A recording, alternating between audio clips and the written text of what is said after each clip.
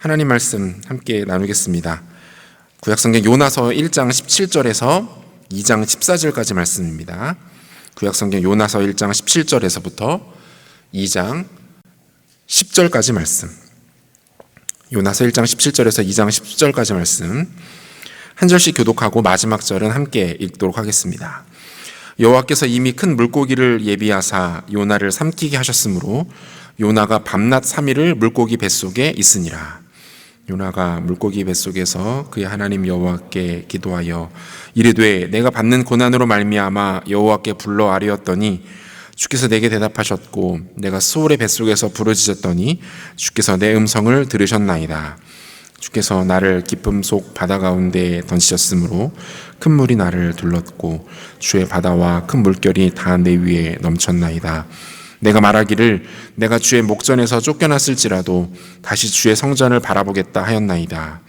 물이 나를 영혼까지 둘러싸우며 깊음이 나를 에워싸고 바다풀이 내 머리를 감쌌나이다. 내가 산의 뿌리까지 내려갔사오며 땅이 그 빗장으로 나를 오래도록 막았사오나 나의 하나님 여호와여 주께서 내 생명을 구덩이에서 건지셨나이다.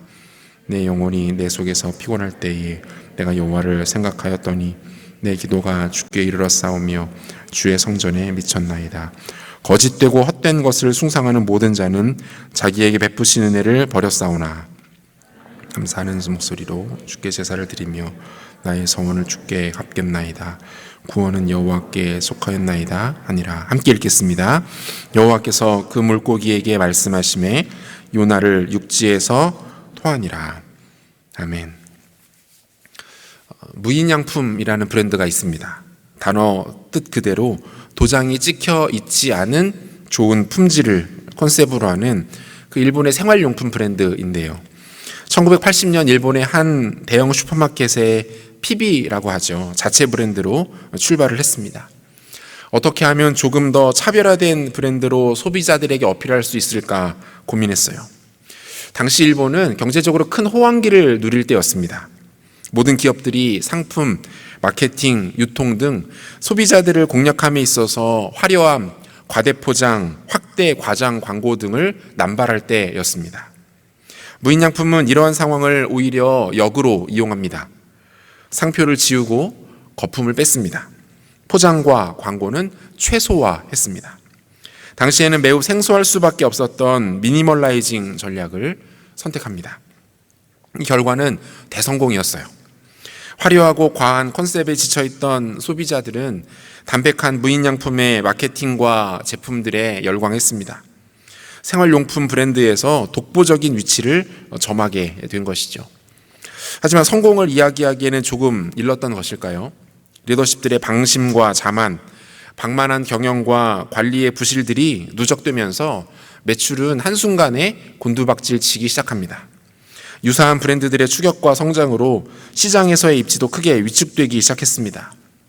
2001년부터 시작된 적자로 인해 시가총액은 전성기 시절의 6분의 1까지 떨어지게 돼요. 불과 1년 사이에 기업 자체가 존폐 위기에 놓이게 되는 위험을 맞게 됩니다. 이런 상황에서 이 무인양품은 배수의 진을 칩니다. 리더십을 전격적으로 교체하고요. 유명 디자이너를 아트 디렉터로 영입합니다. 매장의 수는 획기적으로 줄였고 직원들에 대한 철저한 서비스 교육과 고객 응대 매뉴얼 등 여러 가지 방법을 통해서 이미지를 쇄신할 수 있는 모든 힘을 다합니다. 이처럼 뼈를 깎는 노력으로 위기를 탈출하는 데 성공한 무인양품은 이후로는 매해 성장세를 유지하면서 지난 2017년 기준 전 세계 30여 개국에서 900개 이상의 매장을 운영하는 글로벌 브랜드로 자리매김하는 데 성공합니다. 큰 위기를 만났지만 그 위기를 극복하면서 오히려 더 큰 성장, 성숙을 경험하게 된 것이죠. 성을 공격하는 것보다 더 어려운 것이 수성, 즉 점령한 성을 지켜내는 것이다 라는 말이 있습니다. 한 분야에서 정상에 오르는 것도 참 어려운 일이지만 그 자리를 지켜내는 것은 더 어렵다라는 뜻이죠. 왜 그렇습니까? 수성에는 위기를 관리할 줄 아는 능력, 즉 위기 관리 능력이 반드시 필요하기 때문입니다. 위기를 만났을 때 그냥 주저앉아 버리느냐, 아니면 위기를 극복하고 다시 일어서느냐가 한 개인과 공동체의 운명을 결정하기 때문이에요. 위기를 만났을 때 탈출할 수 있는 힘, 탈출할 수 있는 능력, 그것이 실력입니다. 영적으로도 마찬가지예요. 영적인 위기와 침체를 만날 수 있습니다. 죄에 빠져서 헤매게 되기도 하고요. 하나님의 사랑이 잘 느껴지지 않을 때도 있습니다. 하나님 앞에 실패와 실수를 반복하며 깊은 침체에 빠지게 될 때도 있습니다. 그런데 중요한 것은 무엇입니까? 탈출이에요. 얼마나 어떻게 잘 극복해내는가, 얼마나 어떻게 그 깊은 수렁 같은 그 절망 가운데 다시 일어나는가, 이것이 중요하다라는 거죠. 하나님께 불순종한 요나는 큰 위기에 빠집니다. 하지만 선지자답게 이 위기를 비교적 잘 대처해 나가고 있는 것 같아 보입니다. 오늘 우리가 함께 읽은 본문은 영적인 그리고 물리적인 어둠 가운데 있던 요나가 어떻게 그 위기를 극복하여서 탈출에 성공하고 있는지를 우리에게 잘 보여주고 있습니다. 니느웨로 가라는 하나님의 명령에 대한 불순종한 대가는 생각보다 아주 끔찍했습니다. 다시스로 가는 배에 올라탄 요나는 하나님께서 힘을 다해 내리 꽂으시는 것과 같은 거센 폭풍을 만납니다. 주님은 제비뽑기의 방식을 통해서 이 모든 것이 요나 바로 너 때문이야, 너 때문에 이 사단이 일어나고 있어 라고 말씀해 주세요. 그리고 요나는 일종의 제물이 되어서 바다에 던져집니다. 하나님은 요나를 산채로 삼길 수 있는 큰 물고기를 그를 위해 준비해 놓으셨습니다. 여기서부터 흥미로워지는 거예요. 여러분, 이 설정 자체가 너무 만화 같지 않습니까? 너무 애니메이션에 나오는 그 공상과학 영화에나 나올 법한 그러한 설정 아닙니까? 바다에 빠진 사람을 큰 물고기가 와서 한 입에 삼킨다는 것도 이 신기하다 못해 황당한데요. 사람이 산채로 그 물고기 뱃속에서 3일이나 있었다라는 거예요. 굉장히 어이없는 말처럼 들립니다. 하지만 성경은 분명히 이 모든 것이 하나님의 예비하심, 즉 하나님의 계획이었다라고 말해요. 어떤 사람들은 이 본문을 비유나 신화적으로 풉니다. 하지만 성경은 그 어떤 여지도 그렇게 주지 않아요. 실제로 요나를 삼키는 물고기가 준비되어 있었고, 요나가 그 물고기에 삼켜져서 3일 동안 꼬박 그 뱃속에 있었다라고 성경은 이야기하고 있습니다. 본문 17절이에요. 여호와께서 이미 큰 물고기를 예비하사 요나를 삼키게 하셨으므로 요나가 밤낮 3일을 물고기 뱃속에 있으니라. 여러분, 한번 생각을 해보세요. 이 요나 입장에서는 이게 얼마나 황당하고 어이없는 일이겠습니까? 굳이 예를 들어보면 이런 거예요. 그러니까 여러분이 주일에 예배를 빼먹고 친구들하고 차를 타고 놀러 가고 있었습니다. 그렇게 좋고 화창하던 날씨가 갑자기 돌변하더니 굵은 우박이 떨어지고 천둥 번개가 온 하늘을 뒤덮어 버립니다. 잘 달리고 있었던 친구의 차가 문제가 생기더니 차가 낭떠러지로 굴러떨어지고 맙니다. 잠깐 정신을 잃고 깨었더니 집차만한 삼짐승이 나를 물고 어디론가 가고 있는 거예요. 여러분, 뭐 이런 상황이라고 생각을 해보세요. 뭐 지금 예배 빼먹고 놀러 간 사람들에게 이런 일이 일어나라고 말씀드리는 건 아니에요. 그런 일들은 일어나지 않았으면 좋겠어요. 오해 없으시길 바라요. 여러분, 이게 뭐 이런 일이 일어난다면 두렵고 무서운 것은 두 번째 감정일 것 같고요. 이게 어이가 없는 거죠. 어떻게 이런 일이 생기지? 너무너무 황당한 거예요. 그렇게 물고기 뱃속에서의 3일이 시작됩니다. 요나의 마음이 어땠을까요? 처음에는 당혹감을 느꼈겠죠. 이게 지금 꿈인가 생신가, 내가 이미 죽은 건 아닌가, 이 말도 안 되는 일이 과연 가능은 한 건가. 이런 마음이 지나고 나서부터는 어느샌가 그에게 위기감이 몰려왔을 거예요. 아, 나는 이렇게 죽는구나. 과연 얼마나 더 살 수 있을까? 밖으로 나간다고 해도 결국 익사하게 될 텐데, 두려움과 공포가 그에게 몰려들기 시작합니다. 그리고 마지막으로 그가 느꼈던 감정은 다름 아닌 정죄감이었어요. 그래도 내가 나름 선지자인데 하나님 말씀에 불순종하다니 결국 나는 하나님께 구원도 받지 못한 채 버림받고 말겠구나. 뭐 이런 감정의 변화들을 느끼지 않았겠습니까? 여러분, 사람이 안전을 위협받으면 극도의 불안감을 느끼게 되죠. 실제로 불안장애나 공황장애로 힘들어하는 분들 중에는 일상 속에서 지속적으로 또는 큰 강도의 안전의 위협을 받았던 경험들이 많다라고 합니다. 이 안전의 위협을 받으면 사람은 극도의 불안감을 느낄 수밖에 없게 되는 거예요. 또 인간은 양심을 위협받으면 정죄감을 느끼게 됩니다. 도덕적 실패, 윤리적 실패는 결국 양심에 직접적인 위협을 가하게 되고요. 결과적으로 극도의 정죄감에 사로잡히게 되는 거죠. 여러분, 지금 요나는요, 단순히 신비한 체험, 흥미진진한 모험의 과정 가운데 있는 게 아니에요. 우리 중에 교회를 오랫동안 다닌 사람들, 특별히 어렸을 때부터 교회에 출석했던 분들은 워낙 요나의 이야기를 어렸을 때부터 동화의 형식으로 접했기 때문에 이 상황이 그렇게 현실적으로 다가오지 않을 수 있어요. 그런데 지금 상황은 그렇게 동화적이거나 판타지적이 아니에요. 매우 심각합니다. 황당합니다. 위험합니다. 불안한 거예요. 극도의 절망감이 그에게 몰려들고 있었던 거죠. 여러분, 요나는 이 상황에서 어떻게 반응하고 있습니까? 지금 자신이 처한 이 말도 안 되면서 굉장히 불안하면서 정죄감이 그를 사로잡는 이 상황 가운데 요나는 어떻게 반응하고 있습니까?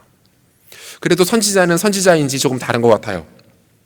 그는 선지자적 본능을 발휘해서 하나님께 기도하기 시작합니다. 할 수 있는 것이 기도밖에 없었다는 것이 더 맞는 말인 것 같아요.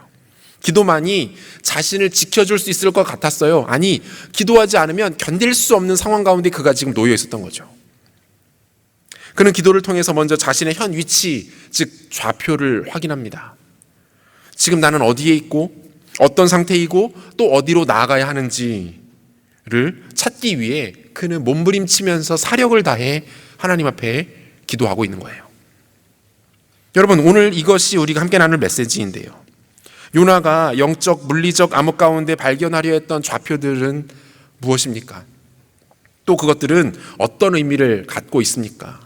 요나만큼은 아니지만 예년에 비해서 참 황당한 한 해를 보내고 있고 그로 인하여 다양한 위기와 두려움 가운데 빠져 있었던 오늘 우리에게 주시는 주의 음성을 나누어 보았으면 좋겠습니다. 두 가지로 정리하겠습니다. 첫 번째, 요나는 자신의 영적 좌표를 먼저 확인합니다. 본문 3절인데요. 주께서 나를 깊음 속 바다 가운데 던지셨으므로 큰 물이 나를 둘렀고 주의 파도와 큰 물결이 다 내 위에 넘쳤나이다. 이렇게 되어 있어요. 여러분, 여기서 주의 파도라는 표현을 히브리어 원어로 보니까요, 미쉬베 바라이카 이렇게 되어 있어요. 이 말은 파괴자 또는 파괴를 목적으로 하는 무기, 도구 정도로 해석할 수 있는 상당히 거친 느낌을 가지고 있는 격한 단어예요. 지금 요나가 뭐라고 말하고 있는 겁니까? 자신이 하나님께 깨지고 있다, 산산조각 나고 있다, 부서지고 있다, 이렇게 말해요. 아주 호되게 징계를 받고 있다라고 말하고 있는 거예요. 계속해서 5절과 6절에도 보면요, 물이 나를 영혼까지 둘러싸우며 깊음이 나를 에워싸고 바다풀이 내 머리를 감쌌나이다. 내가 산의 뿌리까지 내려가 싸우며 땅이 그 빗장으로 나를 오래도록 막았사오나 나의 하나님 여호와여, 주께서 내 생명을 구덩이에서 건지셨나이다 라고 고백합니다. 여러분, 여기도 마찬가지 고백이 나와요. 구약성경에서 물, 바다와 같은 메타포는요, 음부, 죽음, 흑암의 권세 등의 의미를 갖습니다. 물에 빠져졌다, 바다에 빠졌다, 물이 나를 둘렀다라는 표현은요, 이 사람이 지금 죽음에 놓인 것 같은 위기에 빠져 있다, 마치 지옥에 떨어진 것 같은 고통을 맛보고 있다라는 의미예요. 하나님 앞에서 제대로 고난을 당하고 된통 혼이 나고 있는 상황인 거죠. 물고기 뱃속에 들어간 요나는 지금 자신이 처한 현실 상황 앞에서 아주 핵심적인 두 가지 상황을 깨닫습니다. 먼저 그는 하나님의 통치가 있다라는 것을 새삼 다시 한번 깨닫게 돼요. 아, 하나님의 통치가 진짜 있구나. 하나님의 다스림이 있구나. 인정하지 않을 수 없고 결코 거부할 수 없는 절대자의 다스림과 주권이 있다라는 것을 그가 깨닫게 됩니다. 요나는 자신이 처한 현실, 물고기 뱃속에 들어와 있는 이 황당한 모습을 보면서 아마 이렇게 생각하지 않았을까요? 내가 거부한다고 해서 거부할 수 없는 것이 있구나. 내가 피한다고 해서 피할 수 없는 것이 있구나. 내가 인정하지 않는다고 해서 결코 인정할 수밖에 없는 것, 그게 있구나. 내가 아무리 고개를 빳빳하게 들고 반항해봐도 결국에는 그 앞에 고개를 숙일 수밖에 없는 그런 절대자, 절대적인 존재가 지금 내 앞에 있구나. 여러분, 이걸 깨닫게 된 거예요. 나의 한계와 상식과 나의 가지고 있는 모든 지식을 완전히 뛰어넘어버리는 절대적인 존재가 내 삶을 주관하고 있다는 것을 뼈저리게 깨닫습니다. 하나님이 계시는구나. 그분의 뜻을 떠나서는 절대로 존재할 수 없는 영역이 있구나. 내가 지금 거기에 놓여 있구나. 이걸 깨닫게 된 거예요. 사랑하는 여러분, 우리도 이 사실 앞에 멈춰서게 되는 때가 있습니다. 하나님의 일하심과 그분의 방법이 나랑 잘 맞지 않는 것 같아요. 그분이 도저히 이해가 안 되는 거죠. 원망스러운 거죠. 왜 꼭 이렇게까지 하셔야 됩니까? 제가 그렇게 큰 죄를 지었나요? 제가 그렇게 잘못된 길을 가고 있나요? 그런데 왜 나를 이렇게까지 몰고 가십니까? 왜 이렇게 안 풀어주시죠? 왜 이렇게 나를 막으시는 거죠? 내가 원하는 것은 왜 그렇게 응답하지 않으시는 거죠? 하나님을 향해서 이런 불만과 이런 원망의 마음을 가질 때가 있잖아요. 때로는 내 마음과 처지를 너무나도 몰라주시는 주님이 한없이 야속하게만 느껴지는 거예요. 그런데 여러분, 결국 인정해야만 할 것이 있다는 겁니다. 인정하지 않을 수 없는 것이 있다라는 거예요. 그게 뭡니까? 하나님의 통치, 그분의 다스림, 그분의 주권, 그분의 의지. 여러분, 이것은요, 내가 받아들이지 않는다고 해서, 인정하지 않는다고 해서 부인되거나 없어지는 것들이 아니에요. 무시되는 그런 성격의 것이 아니에요. 욥기를 보면요, 욥이 당한 고난에 대해서 욥과 그의 세 친구들이 그 결론이 나지 않는 몹시 쓸데없는 논쟁을 아주 지루하게 이어가기 시작합니다. 그리고 결국 욥기의 결론은 이렇게 내려지게 되는데요. 욥의 고백입니다. 욥기 42장 1절에서부터 3절까지의 말씀인데요. 같이 한번 읽어보면 좋겠어요. 같이 읽겠습니다. 욥이 여호와께 대답하여 이르되 주께서는 못하실 일이 없사오며 무슨 계획이든지 못 이루실 것이 없는 줄 아오니 무지한 말로 이치를 가리는 자가 누구니이까? 나는 깨닫지도 못할 일을 말하였고 스스로 알 수도 없고 헤아리기도 어려운 일을 말하였나이다. 여러분, 지금 이게 욥이 뭐라고 고백하고 있는 거예요? 말도 안 되는 고난을 겪어요. 그 고난 앞에 친구들이 위로해 준답시고 와가지고는 쓸데없는 이야기들을 꺼내기 시작합니다. 야, 너 캥기는 거 없냐? 네가 잘못했으니까 이렇게 당하는 거지. 하나님이 괜히 그러시겠어? 이렇게 서로가 자기들이 무슨 이야기를 하는지도 알지 못한 채 계속적으로 논쟁을 하다가 마지막에 욥이 이것을 깨달았다고 말하고 있는 거예요. 뭐라고 말합니까? 내가 아무것도 모르고 까불고 있었구나. 그래도 하나님은 하나님이시구나. 그분은 내가 상상할 수 없고 헤아릴 수 없는 분이구나. 결국 이 말하고 있는 거 아니에요? 하나님은 자신의 상상을 훌쩍 뛰어넘는 분이시고 나와는 수준 자체가 다르신 분이다. 영역 자체가 다른 분이다 라고 말하고 있는 거예요. 사랑하는 여러분, 우리가 거부할 수 없는 하나님의 방식이 있어요. 온 우주 만물과 그 안에 가득한 모든 피조세계가 오로지 그분의 것이기 때문에 여전히 하나님은 당신의 방식대로 방법대로 일하실 것입니다. 야속하게 들릴지 모르지만 하나님께서 당신의 방식대로 일하실 때에 굳이 우리의 동의나 우리에게 사전에 상의를 하실 이유는 없어요. 그분은 그러실 이유가 없어요. 그리고 그분은 그러셔도 돼요. 이걸 받아들이는 게 우리가 너무 힘든 거예요.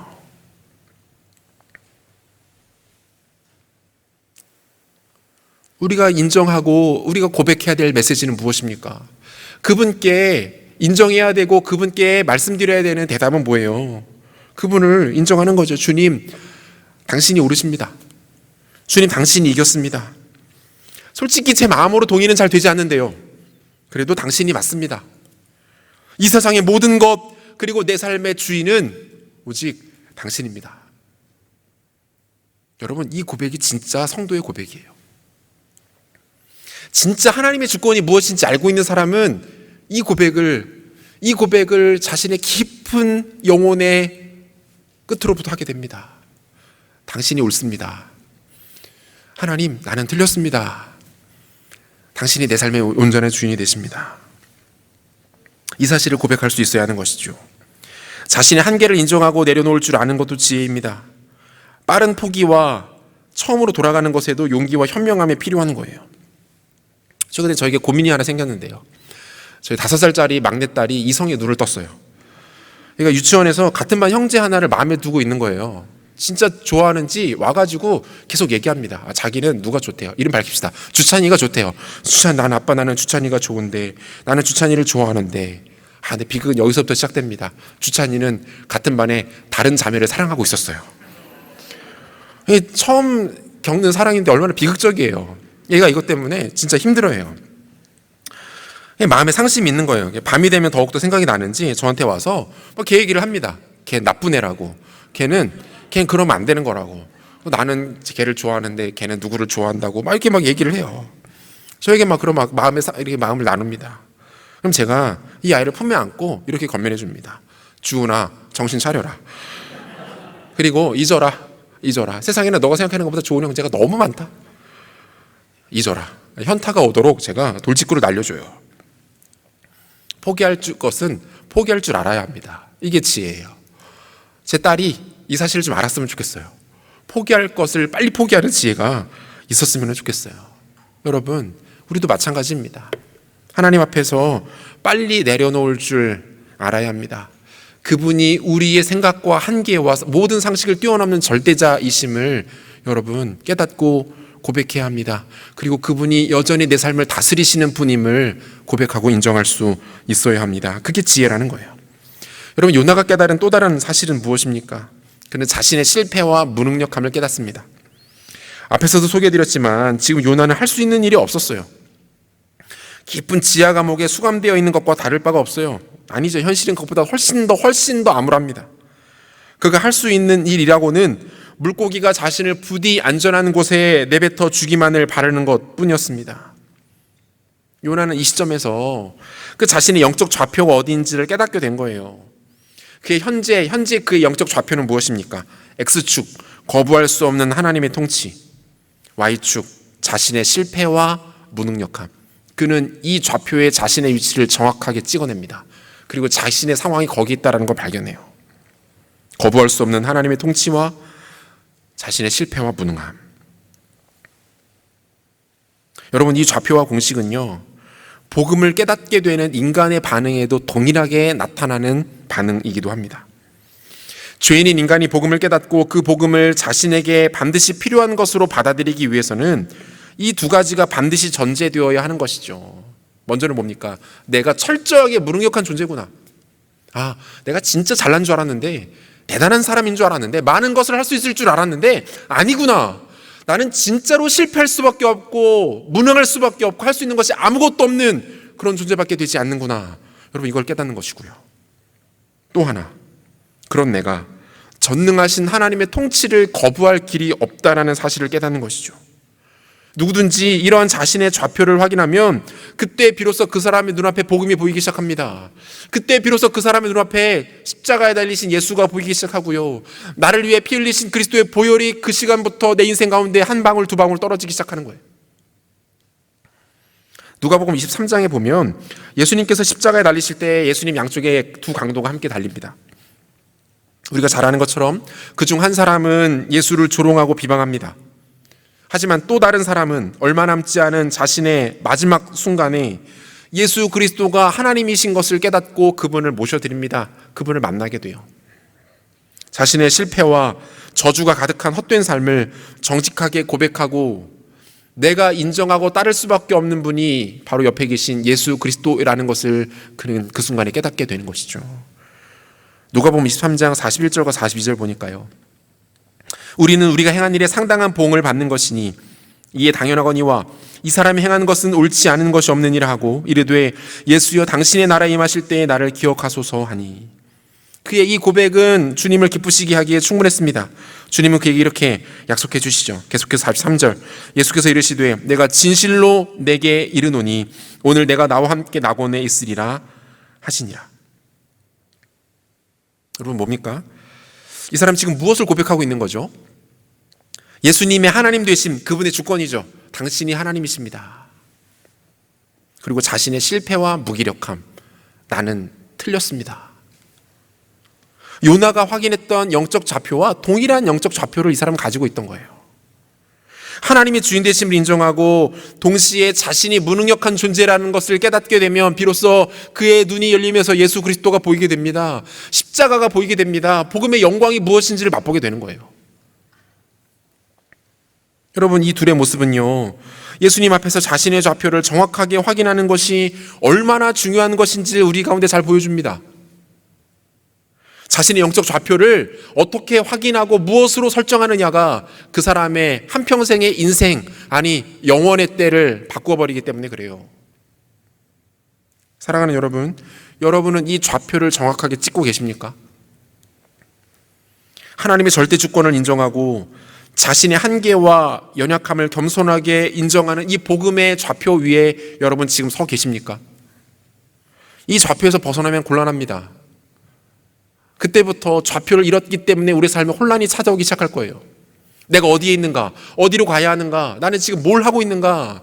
인생에 찾아올 수 있는 모든 5만 가지 혼란들과 방황들이 찾아오기 시작할 겁니다. 여러분, 좌표를 잃으셨습니까? 이 좌표를 확인하십시오. 하나님이 누구신지를 기억하시고 고백하십시오. 내가 어떤 존재인지를 그분 앞에 정확하게 확인하십시오.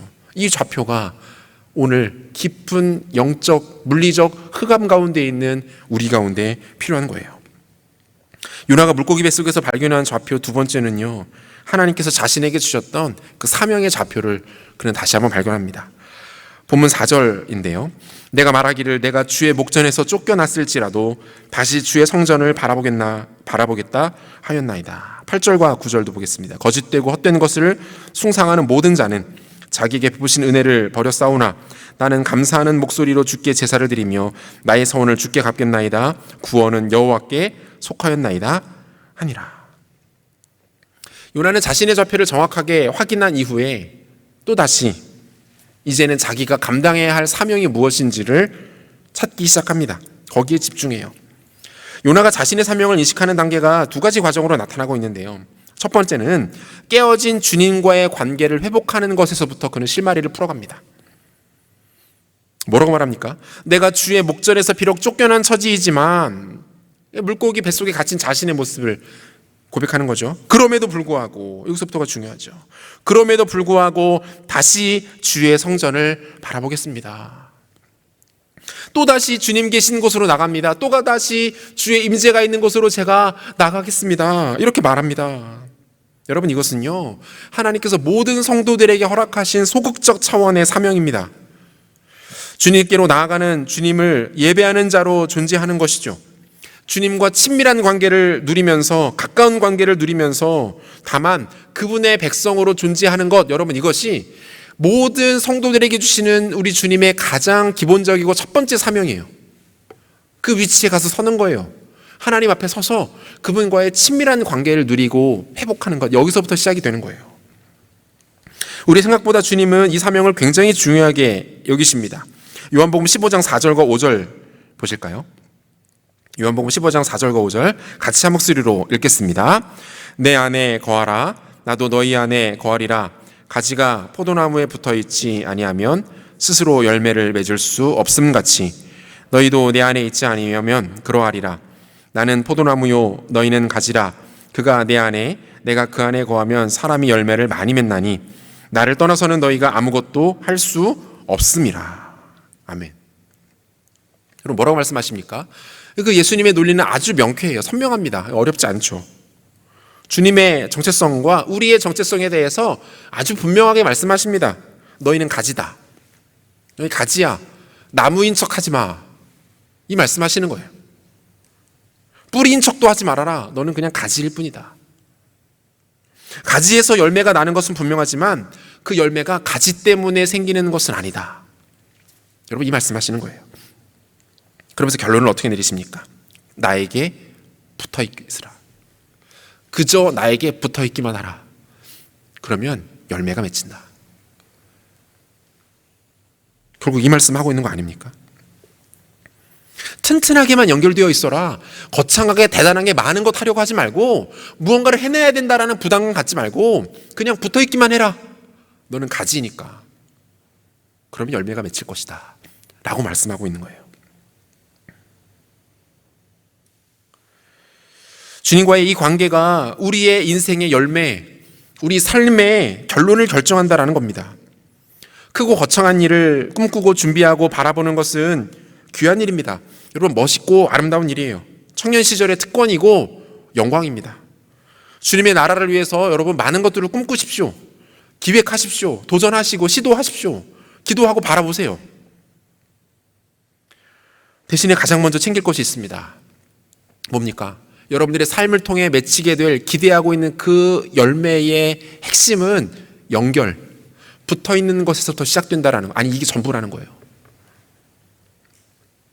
관계를 회복하는 겁니다. 예수님과 나의 그 1대1의 깊은 관계가 온전하게 되는 것, 여기서부터 모든 것들이 풀리기 시작한다라고 말씀하고 있는 거예요. 포도나무이신 예수님의 신실한 가지 되는 것이 그게 진짜입니다. 그게 먼저예요. 그게 우리를 향한 가장 첫 번째 부르심, 근원적 부르심이라는 거예요. 요나가 발견한 사명 두 번째는요, 다시 주의 말씀 앞에 순종함으로 반응하는 것이었습니다. 본문 8절과 9절 말씀을 우리 다시 한번 보실까요? 8절과 9절 같이 한 목소리로 읽겠습니다. 거짓되고 헛된 것을 숭상하는 모든 자는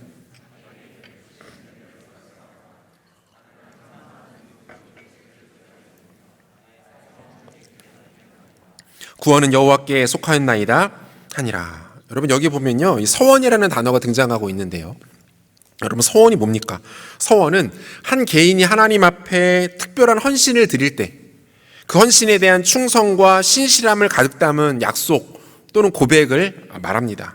한마디로 굉장히 하나님 앞에 무게감 있는 약속을 하고 있는 것이다, 이렇게 보시면 될 것 같아요.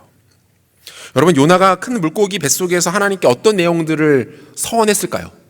주님, 제가 이것만큼은 반드시 지키겠습니다 라고 이야기했던 것 같은데 무슨 이야기를 했을까요? 다른 내용이 있었을까요? 자신이 실패한 거였겠죠. 주님, 저 갈게요. 니느로 갈게요. 다시 물고기 바깥으로 안전하게만 내보내주신다면 저 가겠습니다. 다시 한번 살려만 주시면 저 순종할게요. 이렇게 얘기했겠죠. 다시 한번 기회만 주신다면 순종해서 시키시는 대로 가서 말씀 전하겠습니다. 그리고 이후에 요나는 어찌됐건 자신이 서원했던 이 내용을 지키는데 성공합니다. 여러분, 요나의 이 반응은 무엇을 말합니까? 순종하겠다는 거예요. 말 듣겠다는 거죠. 주신 사명을 나의 것으로 여기고 그것에 대하여 충성하고 감당하겠다라고 기도하고 있는 거예요. 적극적 차원의 사명을 발견하고 그것에 집중하고 있는 것입니다. 여러분, 성경에 보면 하나님을 만난, 예수님을 만난 많은 사람들의 이야기가 등장합니다. 그들에게서 발견되는 굉장히 중요한 특징 중에 하나가 뭔지 아십니까? 그들이 하나님을 만난 이후에 자신의 사명을 발견하게 된다는 거예요. 예수 그리스도를 만나서 그가 구원을 경험한 이후에 자신이 남은 인생을 어떻게 살아가야 될지에 대해서 아주 선명하게 깨닫게 된다는 거예요. 이사야 6장에서 이사야 선지자는 성전에 가득한 하나님의 영광을 자신의 눈으로 직접 봅니다. 그 거룩함에 압도되어 두려워 떨고 있을 때 주님께서 그에게 주셨던 말씀은 뭐였습니까? 이사야 6장 8절, 내가 또 주의 목소리를 들으니 주께서 이르시되 내가 누구를 보내며 누가 우리를 위하여 갈고 하시니 그때에 내가 이르되 내가 여기 있나이다, 나를 보내소서. 주님을 만난 이사야는 누가 시키지도 않았고 요구하지도 않았는데 자신이 먼저 그 주님의 마음을 알아버립니다. 느껴버린 거예요. 읽어버려요. 주님께서 지금 뭐 때문에 고민하시는지 염려하시는지 깨닫습니다. 그리고 그는 그 주님의 마음을 자신의 사명으로 삼아버립니다. 내 남은 인생은 당신의 마음을 위해서 내가 살아가겠습니다, 이렇게 말해요. 주님과의 그 만남이 그의 사명으로 직결되었던 순간인 거죠. 누가복음 5장에도 보면 예수님을 만난 베드로와 야고보, 요한이 결국 어떻게 반응합니까? 누가복음 5장 10절 하반절부터 11절까지를 보니까요, 예수께서 시몬에게 이르시되 무서워하지 말라, 이제 후로는 내가 사람을 취하리라 하시니 그들이 배들을 육지에 대고 모든 것을 버려두고 예수를 따르니라. 주님을 만나니까 그 주님이 나에게 무엇을 요구하시고 기대하시고 바라시는지가 느껴지는 거예요. 알겠는 거예요. 그리고 모든 소유를 버리고 주님을 따르기 시작합니다. 사랑하는 여러분, 복음을 알지 못하는 사람들은 삶의 큰 위기를 만나고 자신의 한계에 부딪히게 되면 좌절하고 절망합니다. 다 놔버려요. 쓰러집니다.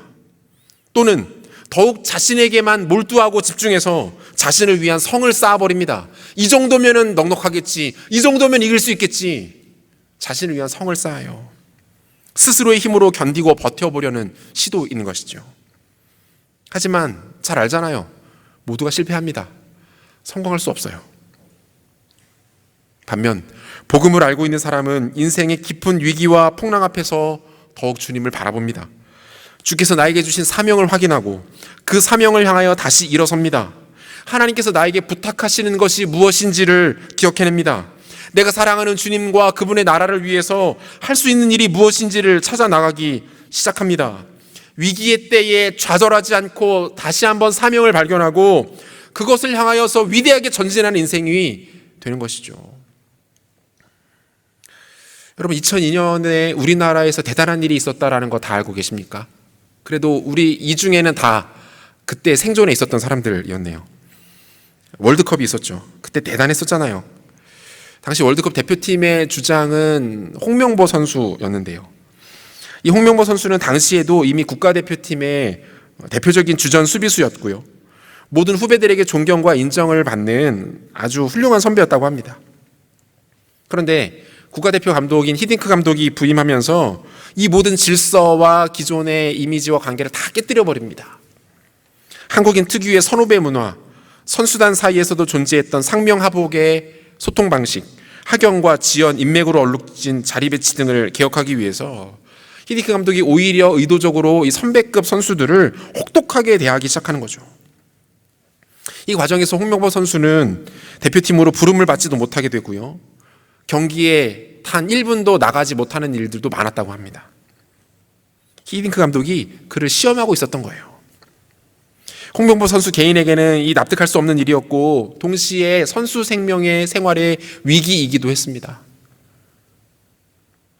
실제로 이 과정에서 국가대표에서 선배급 중에 주전으로 뛰던 많은 선수들이 대표팀에서 튕겨져 나가기도 했다는 거예요. 하지만 홍명보 선수는 이 혼란의 상황들을 끝까지 잘 견뎌냅니다. 그는 당시에 한 언론사와의 인터뷰에서 이런 말을 해요. 끝까지 정정당당하게 경쟁해서 주전 자리를 확보하겠다. 그렇지 않더라도 팀에 꼭 도움이 되도록 하겠다. 그것이면 나는 만족한다. 그는 자기 개인에게 선수 생명의 위기에 찾아온 그 혼란의 상황 속에서 오히려 자신에게 주어진 본질적인 사명에 집중하기 시작합니다. 그동안 많이 누렸으니까 후배들에게 양보하더라도 팀에 도움이 되겠다. 국가대표팀이 당시에 모두가 꿈꾸던 16강에 나가는 것을 어떻게든 돕겠다라는 이 선수로서의 근원적 사명에 집중했던 거예요. 여러분, 결과는 어땠습니까? 그는 국가대표팀의 주장 완장을 차고 팀을 월드컵 4강으로 이끌었습니다. 나중에 월드컵이 끝난 이후에는 히딩크 감독의 팀에 가서 지도자 연수까지 받게 돼요. 위기에 대해 좌절하지 않고 포기하거나 낙심하지 않고 오히려 사명을 발견하고 그 사명을 기억하면서 묵묵히 한 발 한 발 앞으로 나아가는 사람들에게 이런 일들이 일어나게 됩니다. 사랑하는 여러분, 우리도 마찬가지 아닐까요? 어려움과 위기, 혼돈의 시기를 지나고 있습니다. 지금은 주님께서 우리에게 허락하신 사명을 발견하고 그것을 바라봐야 할 때입니다. 여러분에게 주시는 사명의 좌표를 확인하십시오. 지금 내가 있는 위치에서 나는 어디로 나아가야 하는지, 내 인생의 그래프가 어디로 이어져 그려져야 하는지를 집중하시고 그것들을 바라보십시오. 위기와 혼란이 우리를 뒤덮고 있으나 깊은 암흑 가운데 빠져 있는 것 같으나 그 좌표를 바라보며 그것을 향하는 자들에게 하나님께서 그들 가운데 은혜를 주시고 그들 가운데 능력을 더하신다라는 것입니다. 말씀 맺겠습니다. 여러분, 지도를 만드는 이유는 불안감을 줄이기 위해서다라는 말이 있습니다. 일리가 있는 말인 것 같아요. 예전부터 인류가 지도를 만들고 점점 더 그것을 정교하고 정확하게 만드는 이유가, 그것에 깔려져 있는 심리학적, 인문학적 이유가 불안감 극복 때문이라는 거예요. 여러분, 그렇잖아요. 사실 굳이 지도가 없어도 내가 어디에 있는지 정확하게 알지 못해도 우리의 삶은 크게 달라지는 것이 없습니다. 살아가는데 특별히 대단한 불편함을 느끼지는 않을 거예요. 우리가 지구 밖으로 튕겨져 나가거나 갑자기 지구가 우리를 삼키는 일들도 일어나지 않아요. 그런데 지도를 제작하고 그것을 세밀하게 나눠서 정확한 좌표를 찍고 내가 있는 위치를 확인하는 이유는 불안감을 줄이기 위해서다라는 거예요. 나의 위치를 알고 내 주변에 무엇이 있는지를 알면 그 사람은 조금 더 편안하게 자신의 삶을, 자신의 생활 반경과 주변을 정의하고 정리할 수 있다라는 것이죠. 여러분, 우리의 영혼도 마찬가지인 것 같습니다. 우리 영혼이 지금 어디에 어떻게 놓여 있는지, 내 영혼이 어디로부터 왔고 누구의 통치와 다스림 가운데 살아가고 있고 나는 앞으로 어떻게 될 것인지를 알고 있으면 상당한 많은 불안감들이 사라지게 되는 거예요. 그렇게 허락되어진 내 인생이 앞으로 어디를 향해 어떻게 나가야 하는지를 바라보게 되고 그것들을 쫓아나가기 시작하면 인생 가운데 상당히 많은 불안 요소들이 사라지기 시작하게 되는 거예요. 그런 의미에서 코로나 팬데믹 시대를 살아가는 우리는 좌표를 상실한 시대를 살고 있습니다. 지금 내가 어디에 서 있는지를 알지 못하는 거예요. 어디를 향해 나아가야 될지를 알지 못하는 거예요. 그래서 불안해합니다. 염려합니다. 근심에 빠집니다. 두려움에 떱니다. 그러한 공포와 두려움에 떠는 사람들이 우리 주변에 너무나도 많이 있어요. 여러분, 좌표를 확인하십시오. 여러분들이 하나님의 주권과 은혜 가운데 어디에 있는지를 확인하시고, 그 좌표를 확인하신 이후에 그 다음 좌표가 어디를 향해 지켜야 하는지 그 사명의 좌표를 확인하십시오. 그리고 여전히 그 좌표를 몰라 두려워하며 불안해하며 방황해하는 사람들에게 너는 지금 여기에 있어. 너의 인생이 여기에서 이렇게 이어질 거야. 하나님이 너에게 이런 은혜를 허락하실 거야 라고 설명해 주십시오. 12월 20일 새벽 축제를 통해서 여러분들의 삶 가운데 우리 주변에 여전히 방황하며 두려워하는 우리 주변 사람들 가운데 좌표가 찍히는 은혜가 있게 되기를 소원합니다.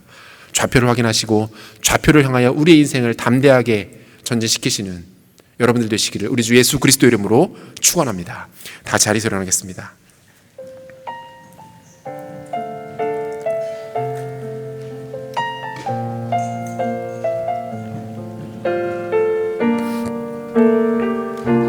같이 찬양합시다.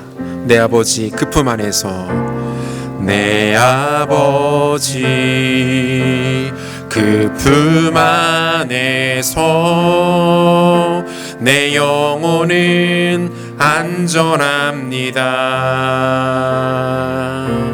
주 손길로 내 삶을 안으시니 그 평강이 나를 덮습니다. 우리 다시 한번 고백할까요? 내 아버지, 내 아버지 그 품 안에서, 여러분 고백하세요. 내 영혼은 안전합니다. 내 영혼은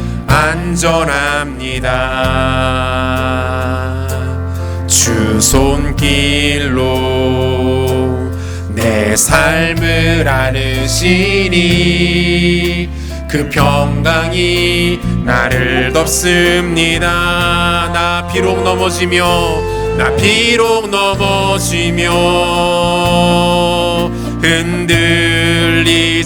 흔들리지만 주 내 안에 거하며 나를 붙드시니 내 생각을 주께로 돌리고 주시는 평강의 옷을 입습니다.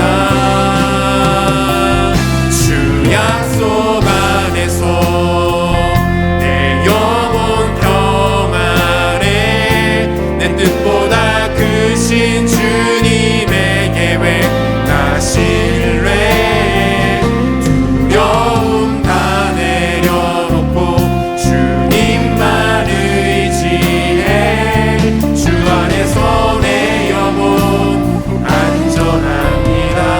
다시 한번 고백합시다. 내 아버지 그 품 안에서 고백합시다. 내 영혼은 안전합니다. 안전합니다. 주 손길로 내 삶을 나누시니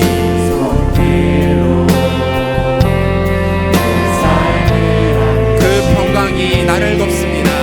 그 평강이 나를 덮습니다. 나 비록 넘어지며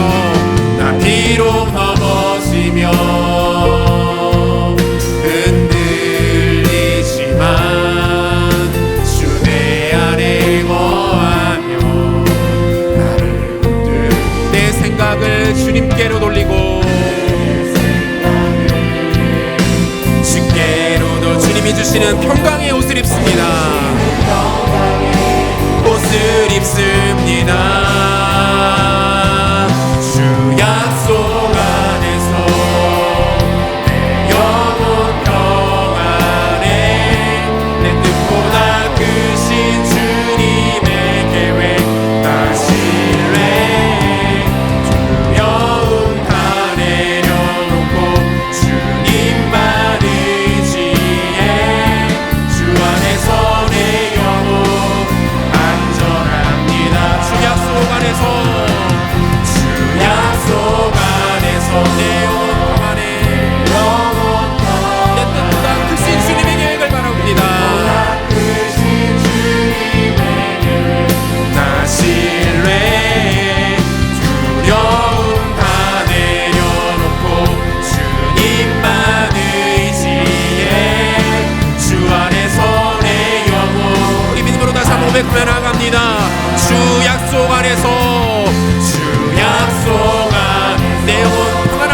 고백합시다. 나의 뜻보다 크신 주님의 계획을 주님 우리의 눈을 바라보며 신뢰하기를 원합니다. 나 신뢰 두려움 다 내려놓고 주님만 의지해 주 안에서 내 영혼 안전한 모든 시선을 주님께 드리고 모든 시선을 주님께 드리고 살아계신 하나님을 느낄 때 내 삶은 주의 역사가 되고 내 삶은 주의 역사가 되고 하나님이 일하기 우리 모든 시선을 주님께로 모으기를 원합니다. 모든 시선을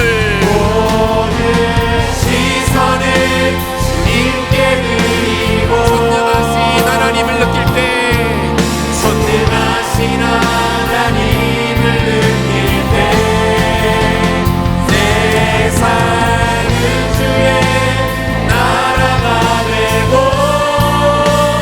하나님이 일하기 다시 한번 하늘을 들어 주님 바라보기를 원합니다. 모든 시선을 주님께 드리고 전능하신 하나님을 느낄 때 선포합시다. 세상은 주의 나라가 되고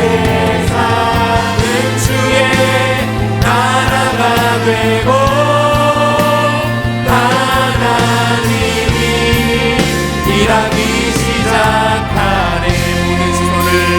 모든 시선을 주님께 드리고 살아계신 하나님을 느낄 때 살아계신 하나님을 느낄 때 고백합시다. 내 삶은 주의 역사가 내 삶은 주의 역사가 되고 하나님이 일하기 시작하네. 하나님이 일하기 시작하네.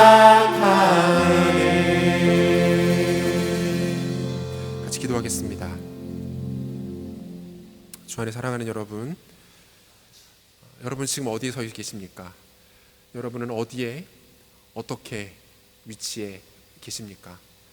나의 생각과 상상과 모든 것을 뛰어넘는 하나님의 주권을 우리는 과연 얼마나 인정하며 그분의 다스리심 가운데 살아가고 있습니까? 여전히 이해되진 않지만 너무 섭섭하고 서운하고 속상하고 안타깝고 매 순간 하나님께 너무 화가 날 정도로 내 삶을 풀어주시지 않는 것 같지만 그럼에도 불구하고 그분이 내 삶을 다스리시는, 내 삶을 이끌어가시는 유일한 주인이심을 고백하며 살아가고 계십니까? 나의 무기력과 실패와 나의 연약함을 인정하면서 그분께 나아가 엎드려 경배하며 그분을 따라가고 있습니까? 여러분, 이게 우리의 영적 좌표여야 합니다. 우리는 여기로 돌아와야 합니다. 여기에서부터 시작해야 합니다. 이것이 우리의 삶을 정의하고 설정하고 우리를 주장할 수 있어야 합니다. 교만했던 우리의 마음들이 있다면 이 시간 주 앞에 내려놓으십시다. 함부로 하나님을 평가하고 재단하고 하나님을 함부로 좌우하려 했던 우리의 교만했던 높았던 마음들을 내려놓으십시다. 그리고 우리 한계와 우리 연약함을 그분 앞에 정직하게 인정하고 내려놓읍시다. 그리고 고백하세요. 하나님, 주의 은혜가 필요합니다. 주의 도우심이 필요합니다. 주님의 긍휼이 내 가운데 부어져야 합니다. 하나님 도와주십시오. 겸손히 자세를 낮춰서 나의 영원한 하나님 바라보기를 원하고 나의 한계를 인정하고 주님 따라가는 그런 인생 살아갈 수 있도록 은혜를 베풀어 주시옵소서. 역사하여 주시옵소서. 함께 기도합시다. 기도하겠습니다. 하나님 아버지, 은혜를 더하여 주시기를 원합니다. 하나님 앞에 우리가 아버지 하나님 너무나도 높아져 있는 채 하나님은 함부로 우리의 생각과 형식대로 판단하려 했던 우리의 모습을 잡고 고백하며 나아갑니다. 오늘 깊은 침체 못에 빠져 있었던 누나도 아버지의 성 가운데 다시 한번 자신의 위치를 정확하게 기억하고 하나님의 저를 구하는 주권을 선포하며 하나님의 은혜를 주시고 하나님의 은혜를 수 있는 은혜를 보여주시고 우리의 마음을 소유해주시는 것을 은혜를 돌려주옵니다. 어느 눈의 마음들을 은혜를 수 있는 하나님 잡아주시옵소서. 우리 마음의 은혜를 수 있는 은혜를 보여주시고 넓게 함께 하시는 것을 내 가운데 나타나는 교회의 가운데 수 있도록 하나님 함께 하시는 일을 소망을 기도합니다. 오 하나님 은혜를 더하여 주시옵소서. 하나님 은혜를 베풀어 주시옵소서. 우리 마음을 잡아주시옵소서.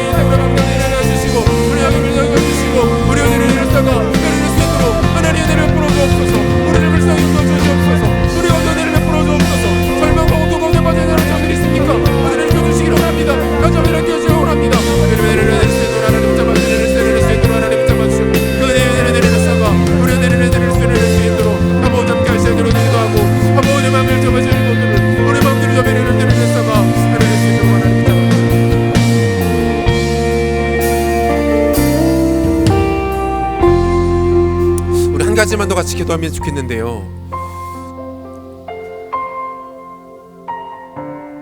우리가 지금 어둠과 깊은 침체 가운데로의 그 한복판을 지나고 있다라는 것에 대해서 그 누구도 부인할 수 없을 것입니다.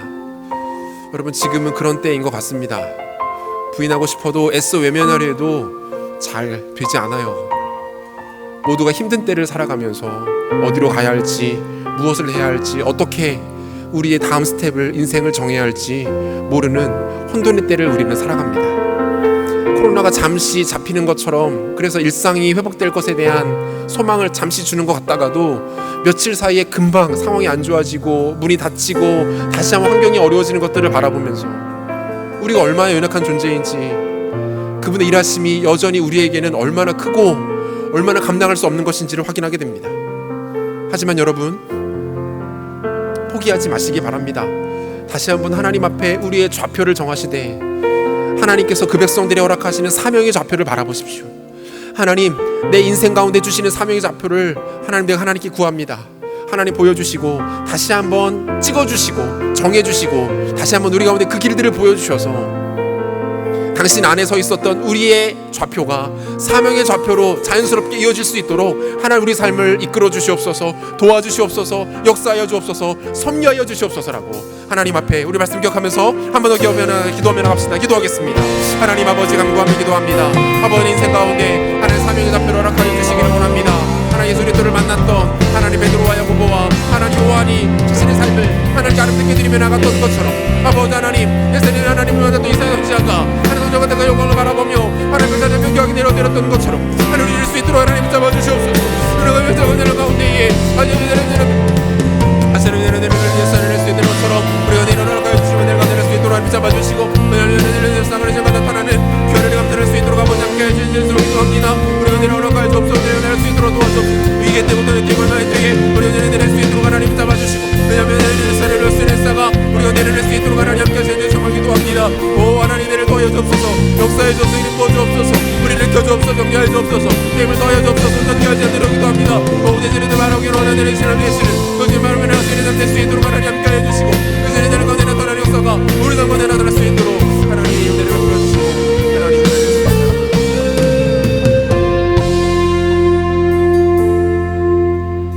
여전히 우리의 주인 되시고 왕이 되시는 하나님, 우리가 다 깨닫지 못하더라도, 우리가 다 받아들이지 못하더라도, 다 보지 못하더라도 여전히 우리 위에서 우리를 위하여 일하고 계시는 주님의 신실하심을 인하여 주를 찬양합니다. 하나님의 아름다우심과 위대하심과 전능하심과 광대하심을 인하여 주께 엎드립니다. 주를 경배합니다. 우리가 주님의 손 아래 있음을 고백하고 주님이 우리의 삶을 우리가 알지 못하는 방향으로 이끄실지라도 그것이 완전한 길이고 온전한 길이고 가장 평안한 길이고 안전한 길임을 고백합니다. 하나님, 혼란하고 어두운 때에 마치 물고기의 뱃속에 들어가 3일이라는 긴 시간을 견뎌내는 것 같은 이런 상황 가운데 있는 우리에게 하나님, 요나가 고백했던 그 믿음의 고백, 그 신앙의 고백이 있게 하여 주시기를 원합니다. 하나님은 우리의 상식과 한계와 모든 것을 뛰어넘으시는 위대한 분이시고, 그분이 여전히 내 삶을 붙들고 계시고, 그분이 연약한 나를 당신의 것 삼으셨다라는 이 사실을 잊지 않고 그 좌표 위에 굳건히 서는 우리들 될 수 있도록 주님 축복하여 주시옵소서. 그것으로 멈추는 것이 아니라 그 좌표에 선 채 우리에게 주시는 또 다른 사명들, 우리 인생과 삶 가운데 하나님 갖고 계신 계획과 뜻과 선한 의지들을 우리에게 허락하시고 보여주셔서 부족하지만, 여전히 혼란스럽지만, 여전히 안개 속을 걷는 것과 같지만 우리 가운데 주시는 사명의 좌표를 바라보며 그것을 향하여 묵묵히 전진해 나가는 사랑하는 우리 청년들 될 수 있도록 주님 축복하여 주시옵소서. 좌표를 상실한 시대 가운데 좌표를 상실한 채 어디로 가야 할지, 어떻게 서 있어야 할지 모르는 수많은 사람들이 우리 주변에 있는 것들을 보게 됩니다. 하나님, 우리의 눈을 열어 우리의 눈을 들어 그들 보게 하시고 그들을 우리의 가슴으로 영혼으로 품게 하여 주시옵소서. 그들에게도 우리가 알고 있고 우리가 다시 한번 이 시간 붙드는 그 복음의 좌표를 소개할 수 있는 은혜를, 용기를, 다짐을 우리 가운데 허락하여 주시기를 간절히 소망합니다. 공동체를 축복하시고 이 공동체가 영적인 좌표를 견고하게 찍고 좌표를 상실한 시대 가운데 기준을 제시하고 생명을 제시하고 소망을 제시하는 복음의 공동체 될 수 있도록 주님 마음껏 축복하여 주시옵소서. 그렇게 하실 줄을 기대하며 존귀하신 예수 그리스도 이름으로 기도합니다. 아멘. 이 시간에 잠시 자리에 앉아주시면 감사하겠습니다. 이 시간에는 아까 앞서서 말씀드렸던 것처럼 12월 20일 새생명축제 허그 2020에 여러분들이 함께할 그 VIP들을 작정하는 시간을 잠시 갖도록 하겠습니다. 혹시 지금 화면이 준비가 돼 있나요? QR코드를 한번 띄워주시고 여러분 지금 나눠 주시면 좋겠는데요. 아마 뒤쪽에서부터 QR코드가 적혀있는 용지를 나눠드릴 겁니다. 2층에도 지금 나눠드리면 좋을 것 같고요. 스마트폰을 꺼내셔서 QR코드를 찍으시고 이 화면을 직접 찍으셔도 좋을 것 같고요. 저는 찍지 마세요. 부담스럽습니다. 저는 찍지 않으셔도 되고 QR코드를 찍으시고 이 시간에 잠시 VIP들을 작정하는 시간을 갖도록 하겠습니다. BGM을 좀 깔아주시면 아주 좋을 것 같고요. 새생명축제는 영혼을 품는 시간입니다. 영혼을 품는 시간이고요. 우리가 복음을 너무 소개하고 싶고 전하고 싶지만 사실 우리가 직접 누군가에게 전도를 하는 것은 쉬운 일은 아닌 것 같습니다. 특별히 그것이 가족일 경우에는 더 그렇고요. 가까운 사람들일수록 복음을 전하는 것이 참 쉽지 않고 부담스러운 일임을 참 많이 느끼는데요. 그래서 그 어려운 것 저희가 공동체가 함께하고 대신합니다. 특별히 이번 새생명축제 2020은 코로나 팬데믹 상황 가운데 진행되는 것이기 때문에 이 자리에 모시고 오지 않아도 됩니다. 아마 이것이 전체적인 행사의 컨셉이기 때문에 계속 이 말씀을 드릴 거예요. VIP가 있는 곳으로 그날만큼은 여러분들이 가셔서 같이 스마트폰도 좋고 태블릿도 좋고 노트북도 좋고요. 같이 펴서 이어폰을 나눠 끼우시고 같이 이 예배에 동참해 주시면 그것으로 충분합니다. 그런데 그 전에 한 달 정도 남았잖아요. 한 달 정도 남은 시점에서 우리가 영혼을 품고 기도하기를 원합니다. 영혼 구원하는 것은 하나님께서 하시는 일이에요. 우리가 그들을 이곳으로 모시고 올 수 있습니다. 또 같이 어딘가에서 영상으로 온라인으로 예배에 참석할 수 있어요. 그럼에도 불구하고 그 영혼을 변화시키고 그 영혼을 소유하시는 분은 우리 주님이십니다. 그러니까 여러분 주변에 정말 복음을 들었으면 좋겠는, 복음을 꼭 소개해주고 싶은 분들이 있으면 최소한 한 분 이상 작정해 주시고 저에게 알려주시면 저희가 함께 기도하도록 하겠습니다. 그리고 아까 제가 말을 못 드린 게 한 가지 있었는데요. 오늘 예배가 끝난 직후에 곧바로 퇴장하지 마시고요. 예배가 끝난 직후에 우리 내년도 선출되게 될 1, 2부 행정국장 후보자들의 소견 발표 동영상이 뒤에 화면으로 나가게 될 겁니다. 어떤 마음을 가지고 그 자리에 또 헌신하기로 결단했는지를 또 함께 들어보고 함께 그들의 이야기를 들어보는 시간이 되었으면 좋겠습니다. 축도 이후에 바로 송출이 되니까요. 곧바로 나가지 마시고 행정국장들의 소견을 한번 들어보시고 집에 돌아가셔도 좋을 것 같습니다. 막 5분씩 이렇게 하지 않으셔도 돼요. 지금 굉장히 오랫동안 열심히 하시는 분들이 계시는데 한 분 정도만 해주시면 될 것 같습니다. 시간을 1분 정도 더 드리고 나서 제가 기도하고 다음 순서로 계속 이어가도록 하겠습니다.